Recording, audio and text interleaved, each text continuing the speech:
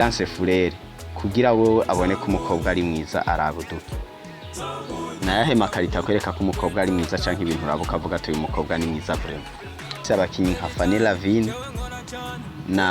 n'abandi dufate nk'umu artiste nka Arvera Muhimbare nge bamuzi. Muri abo bakobwa babiri wewe wo kubwira ati turakeneye wo kuvyarira umwana. Wewe wohitamwo nde? Iyo bariko baravuga ama equipe hari igihe bavuga Barcelona FC, Vitaro FC, bakavuga Message Ngozi FC, ako kantu ka FC gasiguri football club ya aho nyene FFB mu majambo yose. FFB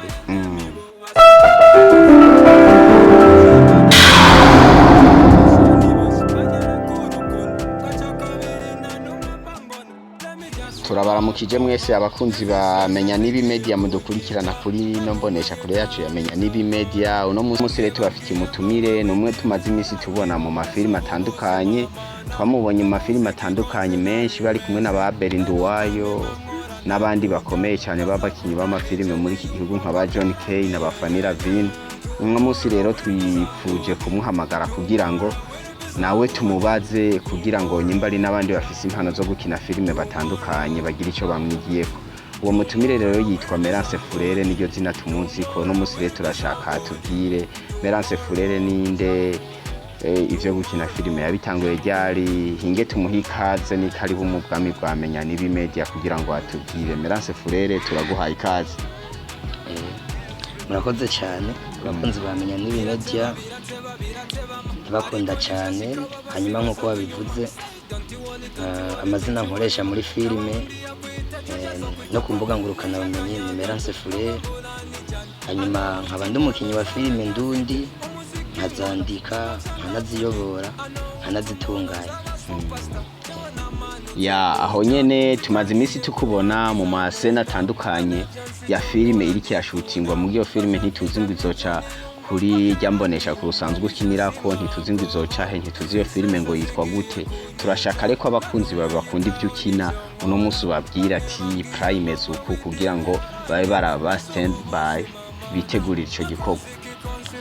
gikorwa. Igikorwa ca mbere cyarasohotse, n'ikigira kabiri cyarasohotse. Ahubwo ku batarayiraba ni filime bita ikosa ryanje, ica kuri Groupe Africa TV. Ni filime nziza cyane, irimo Urunera Mutoni, irimo Aberinduwayo, irimo Das Classic, irimo Mpawe Promoter, irimo abagitere benshi, kandi ndibaza yuko ariyo filime yoba yaruguruye umwaka wa 2024. Ya uravuze ati ni filime yiswe ikosa ryanje.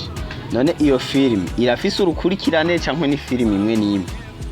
Bo ni projet au fait, irafise igice ca mbere cyarasohotse, igice gira kabiri turaheruka kugisohora vuba. Rero ubwo abadukurikirana baguma batubaza igice gira gatatu. Rero n'abatarayiraba basimbire kuri Groupe Africa TV, hanyuma barabe igice ca mbere, barazongera abe ni ca kabiri, hanyuma barindire ni ca gatatu, kuko urumva ni filime imeze neza cyane. Ya aho rero nyene tugaruke kuri Groupe Africa TV. Nibaze yuko nyimbura umukinyi wa Groupe Africa TV ufise ubumenyi buhagije mu kumenya ivyerekeye Groupe Africa TV. Groupe Africa TV turashaka kubanza kuyimenya, yatanguye ryari, uno munsi yofise aba subscribers bangana gute, kugira ngo umuntu araba kino kiganiro abe kure yo kuja kuraba iyo Groupe Africa TV n'ibikorwa bicako. Yoba ari y'umuntu yitwa nde canke ni ya association bimeze gute? Groupe Africa TV si ivyo vyonyene, ni Groupe Africa company. Ni company yemewe n'amategeko aha mu gihugu cy'u Burundi. Nyamba uno munsi turiko tuvuga Groupe Africa TV ni imwe muri domaine ya Groupe Africa company. Hanyuma dukora amafilime, kandi twebwe dukora filime zihanura, zigisha.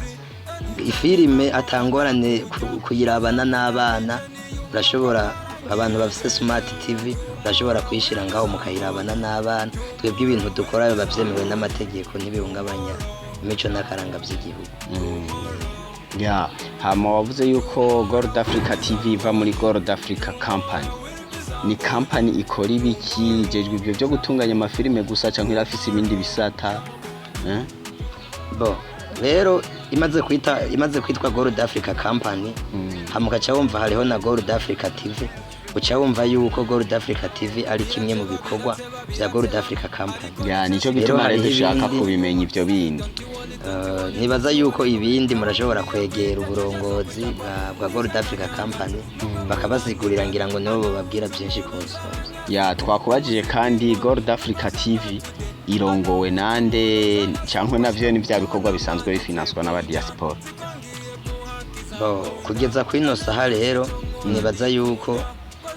ikibazo cha financement si kibazo nivuga cyo kwemerera kumbuga ngurukana bumenyi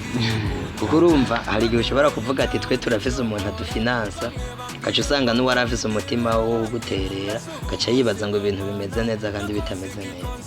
cyangwa kacu usanga ni televiziyo imeze neza nka kujyaye bumvise amengo nta financement tugira agaca bumva amenga ibintu nk'ivyo babigenda neza. Igikuru no gufata yuko Gold Africa TV ari umugwi umeze neza urimwe abagitere bameze neza kandi babizi ari kurindira ibikorwa gusa hanyuma ukeneye kuduterera akaduterera nibaza yuko ari byo byotuma tubana neza. Ya aho nyene rero Melance Furere wewe wabuze ko umwagiteri w'amafilme watanguye gukina amafilme ryari iyo talent wamenye gute kuyifise canke n'abantu bayikuvumburiye kuko tuza abantu benshi bafise amatara atandukanye ariko abo bantu n'ubu gushika no musi nino saha bataramenya ko bafise impano turashaka rero utubwire. Nubundi nta muntu ashobora kumenya ko afise impano batabimubwiye kuko urumva buri gihe umuntu yamaye expectinga byinshi akaba yumva amengo niyo aba ari imbere ya kamera azokora ibirenze ariko mushikanye imbere ya kamera bikana. Ubwo rero n'abantu baba baragiye babitubwira hanyuma ibijanye n'igihe natanguriye gukina filme keneye kumbaza umwaka zatanguye kugaragarira ku mbuga ngurukana bumenyi canke igihe nyine natanguye kuba ndi mu bintu bya filme. Igihe watanguye wowe kwiyumva ko ushoboye gukina filme? Nabitanguye kera, nabitanguye niga mu wa gatanu primaire. Tubitangurira mu Cankuzo kubera yuko ku ishuri wacu haba hari amakrebe menshi, haro krebe y'ubutungane n'amahoro, hakabaho krebe y'imico n'akaranga, hariho amakrebe menshi cyane, amakrebe y'agateka k'abana. Ubwo rero ayo makrebe yose iyo dukeneye gutanga message twahitamo gutanga message biciye muri spectacle canke concert canke théâtre bivanye nuko umuntu abitahura. Hanyuma rero tugatanga message nk'uko ubona uno munsi tugenda tugategura filime dukeneye gutanga message muri societe yacu. Ariko rero ico gihe nta ivyimbuga ntitwari tubizi, twaragenda tugapanga hama tukaza kubikina andiregit hama rero tugaheza tugatana vuga yuko nabitanguye ico gihe. Ya hama rero wowe wavuze yuko wabitanguriye mu Cankuzo, niyo usanzwe uvuka? Je mvuka mu Cankuzo muri commune Gisagara. No washitse ngahi Bujumbura bigenze gute? Wazanwe n'ivyo vy'amafilme cankwe wazanwe n'ibindi bimeze gute? Ugiye kuraba rero biragoye yuko umuntu yozanwa na filime avuye mu Cankuzo aje Bujumbura kuko ni bake ngaha mu Burundi novuga batunzwe na filime. Rero nibaza yuko naje mu bindi hanyuma rero ubwo nyene ni bimwe abarundi bavuga ngo urubanza rumwe rumara izindi. Ya ivyo bindi wajemwo vyo bara isokre cankwe sibanga ariko katari byo byadukoranije no muzi muri ganiro rega tumere nk'abavyihoza naje. Mbe Melance Furere ari en couple? Oya. Kubera iki ko mbona umengana umusore w'ijunja n'ijambo kandi ageze haburi? Sije rero ibintu by'urukundo rero ndumva no bivuga ko byinshi ariko nibaza yuko ngira ngo igihe canje ntikiragera. Niko ndabifata tu. Ahoji hama rero Melance Furere atari kuri Gold Africa TV nta handi hantu urakina cyangwa kuri Gold Africa TV mufitaniye amasezerano ameze gute wo tubwiye? Nibaza yuko andehoro yo kuri Gold Africa TV narakinye filime bita ikibi kuri BM Production. Narakinye n'izindi zitari nkeya kuri Yanje TV. uno musi rero kuri groupe Africa ndahari nk'umuacteur nibaza yuko ibijanye na kontra umuntu amaze kuba ari umuacteur ivyo gusa biba bimaze muratujaniranije hama Melance Furere aho nyene twarakubonye igihe kimwe mu vya Hollywood ni kimwe mu bigo bikomeye bitunganya amafilime cyo ku mugabane wa Amerika mbere kikaba kiri no muri leta zunze ubumwe za Amerika ni ikigo gisanzwe kijejwe nk'ivy'imico ndangakaranga vya Amerika uwo muhungu we nawe tukaba twaramubonye mu vya Hollywood turashaka kumenya muri Hollywood wowe ari gukora iki bimeze gute novuga yuko n'abazungu baje ngaha mu Burundi harimwo benshi bo muri Hollywood b'abarealisateur rero ubwo nibo bariko baratwigisha ibijanye na sinema ariko novuga yuko ivyo vyabaye nk'ivyitayemwo kuko ntawo menya neza na neza vyari bibazanye ariko nibaza neza kuko icari kibazanye yuko bari baje ku explore Burundi kuko urabona igihugu cacu gifise ibibanza vyinshi vy'iratiro ngira ngo ndibaza ko bariko batunganya amafilime yabo hama rero tuca tuza guhura nabo cyama rero baca baratwigisha ibijanye na sinema were ibyo gukina film urumva wo binonosoreye neza hajya muri kiya gihe cyabajya abazungu bo muri Hollywood novuga yuko imbere ya bijya nari nagize formation uburongozi bwa Yanje TV bari bwashoboye kudufata mu mugongo buratwigisha ibitari bike muri sinema hanyuma rero inyuma y'ivyo canza guhura nabo bazungu baraduha ubumenyi nyene budukwiriye hama baragenda aho nyene Melance Furere tukiri ngaho mbega Melance Furere yo bari umunyeshure cyangwa oya sinkiri umunyeshure bimeze gute basi woba wariyize kugira mu kangahe novuga yuko ubu Imana ibikunze ndashobora guheza kaminuza wize igisata kijanye n'ibiki ceniza amategeko aha za droit internationale za droit public hose je nibaza yuko je nibaza yuko amategeko n'aya twese ndibaza yuko iyo umuntu rero haye kumubaza ngo amategeko nawe urashobora kuyasoma hamukabimenya oya muguru umva uyasoma n'uwayize sico kimwe byose n'umwete je niko ndabifata byose n'umwete aho nyene Melance Furere aratubwiye ko yize amategeko kandi kuri kaminuza turashaka aho tugiye kaminuza ntitwirirwa turayivuga kuko nta mahera ya publicité yarishe ngaha ariko gusa turashaka aho tubwira ikintu kimwe nyimba warize amategeko droit niko bavyitwa mu gifaransa ico bitwa loi nico bitwa décret bitandikaniye muri make ikintu bita loi niryo tegeko ritorwa n'umuntu bita umuregistrateur hanyuma décret nayo en fait loi niryo tegeko ku buryo kugira ngo nihagira niryahinduka hazobanza hakorane n'amashinga amateka nk'uko ubona bama muri meza juru y'amategeko hama barisubiriza ariko no kuvuga yuko décret n'uburenganzira bwa ministre canke bwa nyakubahwa umukuru w'igihugu ashobora avuga ati iri tegeko ndarishizeho kubera ibi nibi kumbura utazi kuko iyo décret ashobora no kumara ukwezi kumwe ikacigira iki ikacihagarara ariko amategeko yo kugira bayahindure barafite byinshi bisunga ya ordre na ordonnance nayo ni no dora meme famille sawa aho uraduhejeje gusa sinibaza ko aduhenze kuko nubwo naje ntiza amategeko ivyo nanje nayo majije no kuvuga no kuvuga no dora meme famille none uvuze ordonnance ya ivyo rero no kuvuga yuko si ngombwa ko no kwigwa ndanabigusigurira urashobora kuca wifashisha dictionnaire icyo amategeko murumva yuko Melance nejo ndurumva urashobora nkubu kuba umucamanza cyangwa ukaba umwavoka w'umuntu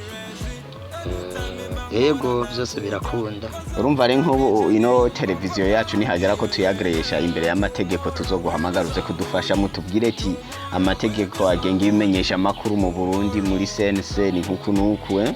kugira ngo bitore inzira gore ndumva ikiraka cambere kirabonetse ntabipfubuza urumva yuko kame mushobora kutubwira ati muri sense kugira bagreye media bigenda ukunuku nk'ivyo katubwira ati byanditse muri code ukunuku ego navuga yuko ni nakaryo keza kubona muri filime ndundi ariko haraboneka abanyamategeko navuga yuko ni industry muri make kuko urabona industry yo ngaha mu Burundi burya iyo uri kuravuga filime comedy canke umuziki burya twese duhurira muri industry kuko urabona n'amamareshete menshi tuba dusangiye Facebook dusangiye Instagram tugasangira YouTube no kuvuga yuko Jenny baza yuko ni ntambwe ikomeye cyane kuronka abanyamategeko muri industry kuko urabona ikintu bita droit d'auteur ku ba artiste barazi yuko kikiri kibazo cyane ngaha mu Burundi cyane gose yaho nyene rero Melance Furere tukingaho uno munsi twagutumiye kugira rero ngo bamwe mu bakunzi bamenya N'Ibi Media bahora bakubona muri film urumva ntiwivuga niyo mpamvu bashaka kukumenya uno munsi rero kugira ngo bamenye Melance Furere ninde hamare Melance Furere wavuze ko umwagiteri w'amafilm turashaka utubwire Abel Nduwayo na ntuzenya nujya muhungu John K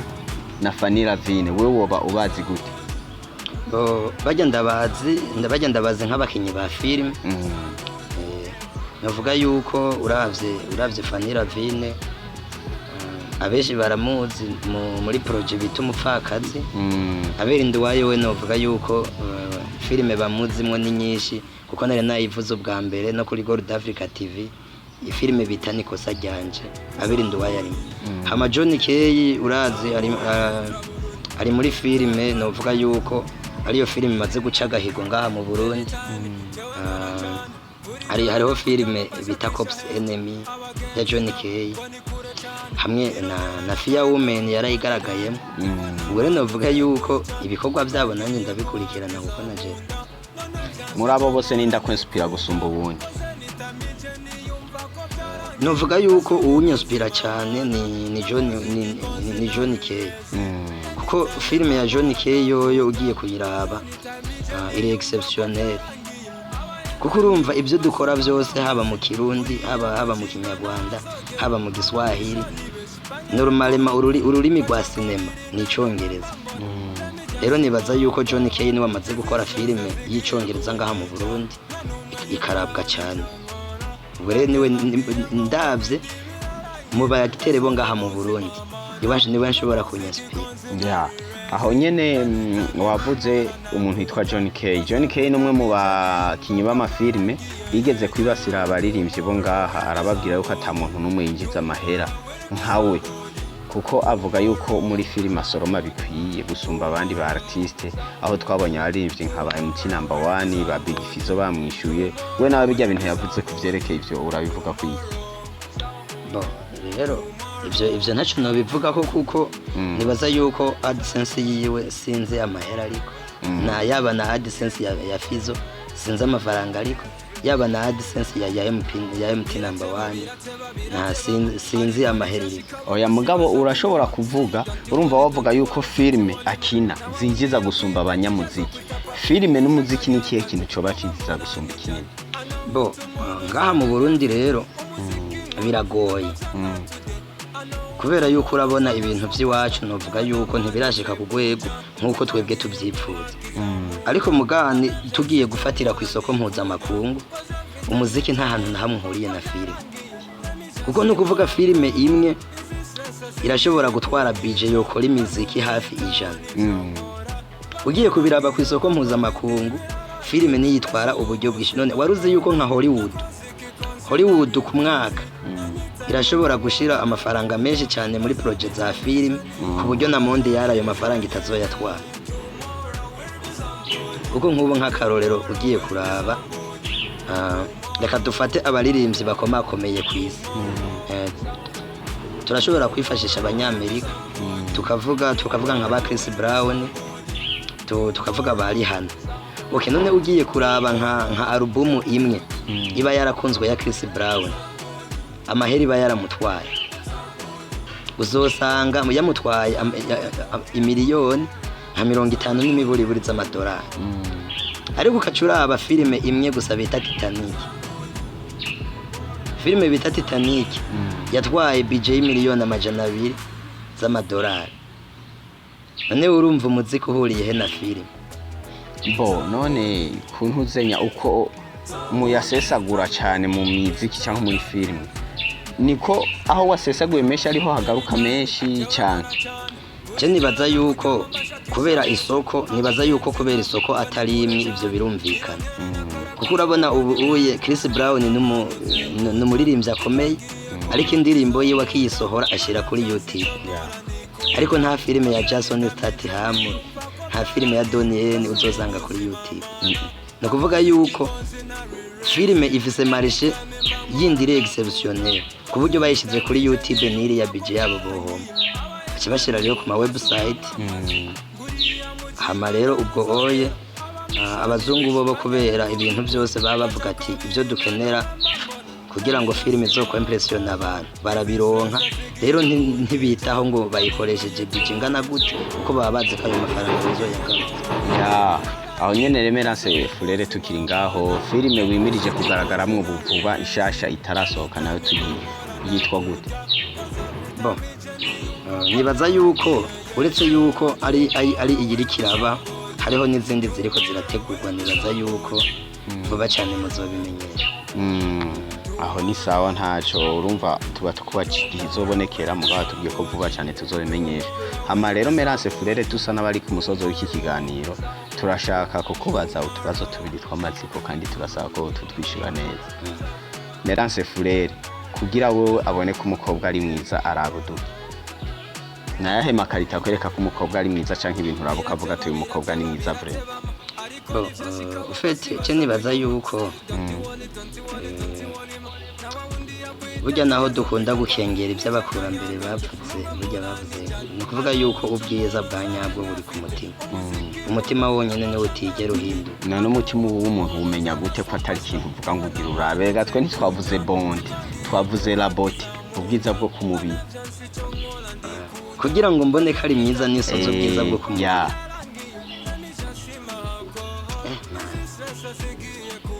Ikibazo kiragoye kwishura. Turashaka utubwire tabara umukobwa gororotse cyangwa afise ingidi. Ingorane nimwe ukeneye kumpatira mu bintu je nanje ntabamo kuko jewe naramaze kwinforma esprit yanje kubwiza ari ku mutima. Biragoye ko ncanza gutora ubwiza bwo ku mubiri ubwari. Mugana aho uhura n'umukobwa aganira na bose mugabo uvuga ati ubu ni wa wundi no mubajamo mujanye baca bagutera amabuye urumva yuko biri different. Kuko umujama ntumubwira ngo unina mutwaro kazi wanje azoguha amazi umwe ngushaka nagusasira ujyame wabuze inda mugabo abona ko ari umuntu naho uzoturuka azoza kurugucungira ivyo navyo urumva ko arakandi ka cyane mwishure gute urashanya je nibaza yuko jewe kuko nkubona iyo nkaba ndi mu rukundo nari kuje ndakubwira karagiteri z'umusheri wawe rero jewe dushaka bon je nibaza yuko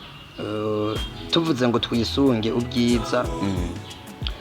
bwo kurukoba je noca mpitamwo bivanye je nivyo ntafise. None ivyo rero kuvuga yuko jewe nk'ubu ko ntari inzobe ubwo ndakunda abakobwa b'inzobe nyamba ntari ndi mugufi ubwo ndakunda abakobwa bareba nta bindi. Uratujanira nije ariko wari lisanse kuvyishura cyane gusumba ngaho aho nyene ntaco turacagenda. Melance Furere n'umukinyi w'amafilime mugabo turafise abakinyi nka Fanny Lavine n'abandi dufate nk'umartiste nka Alvera Muhimbare ngirwa muzi. Muri abo bakobwa babiri wewe wo kubwira ati turakeneye wo kuvyarira umwana wewe wohitamwo man ibibazo nivyo kuntega imitego kavuga bamujama. Oya turashaka utubwire bo rero navuga yuko ico kibazo kiragoye man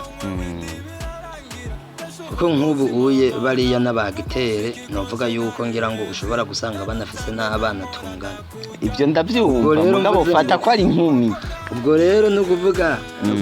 no kuvuga mvuze ngo ni naka kandi mbona afise umwana tungana ivyo bintu noba ndiko ndamuvuga wowe ishura nkuko arabakobwa baba sister nyene baba sto bakazi uwo mvyarira umwana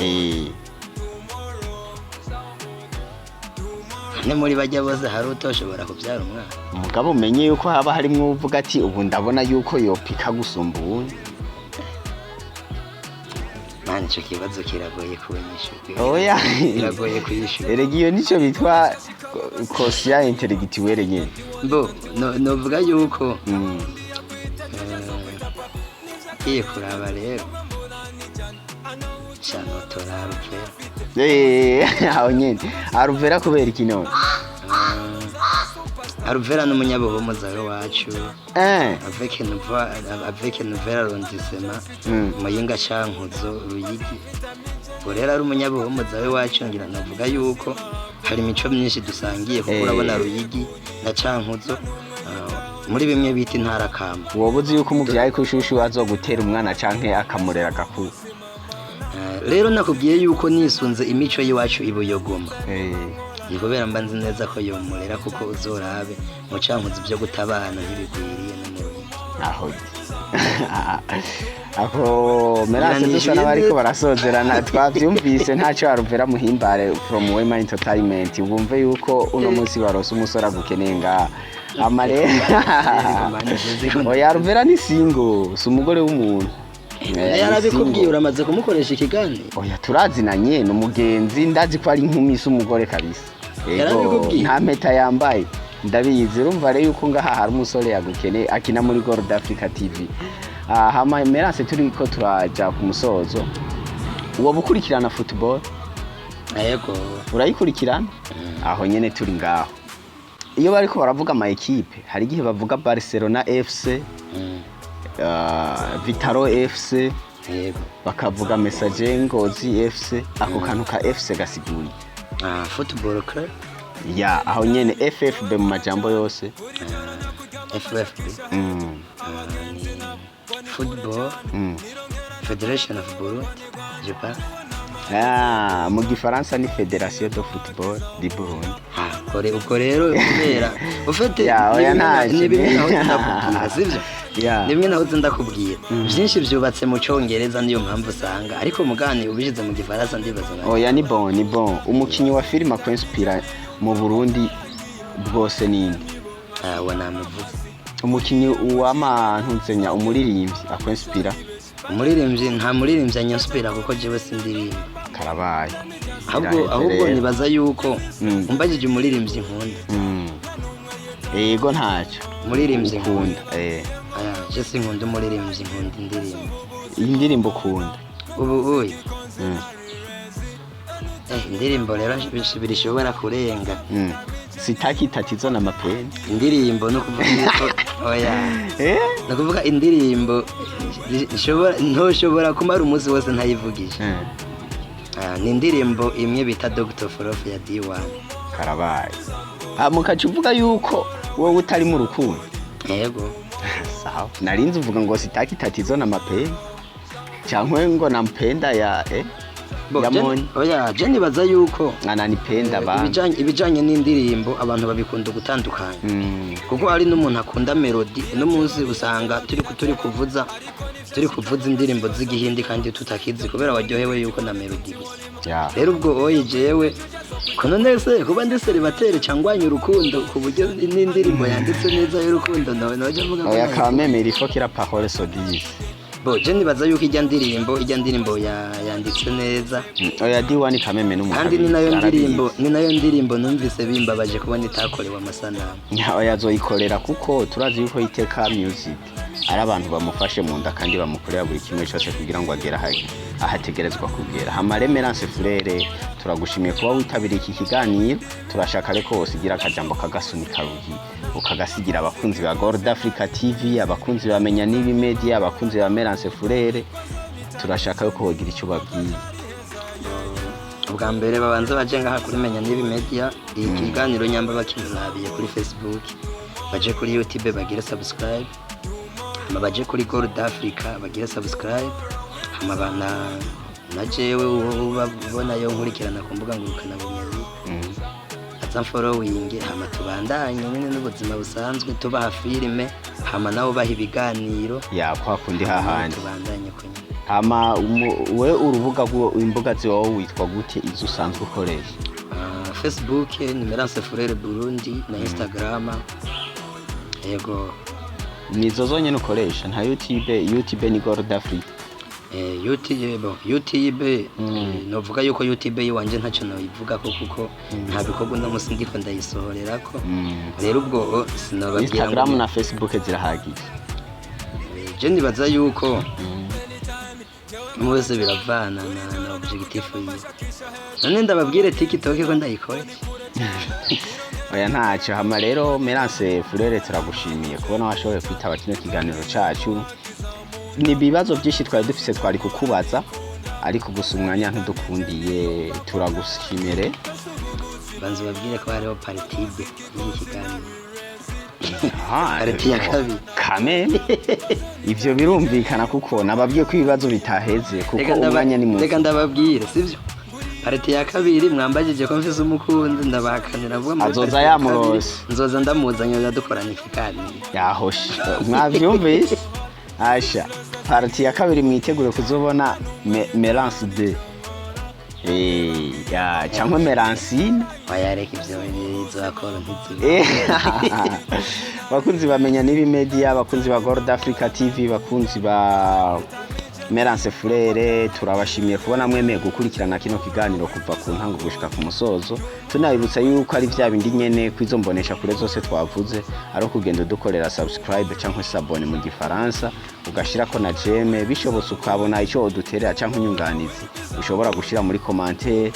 ariko akundi naho ubukeneye ikindi kibazo dutekerera urashobora kutwandikira kuri WhatsApp ni +257 69 763 488 ni kwa kundi hahandi ijoro n'umurangiye WhatsApp yamayuguruye imbuga za Menya N'Ibi Media amasaha yose uzishaki uzitorera kuri Instagram, Facebook, Twitter, YouTube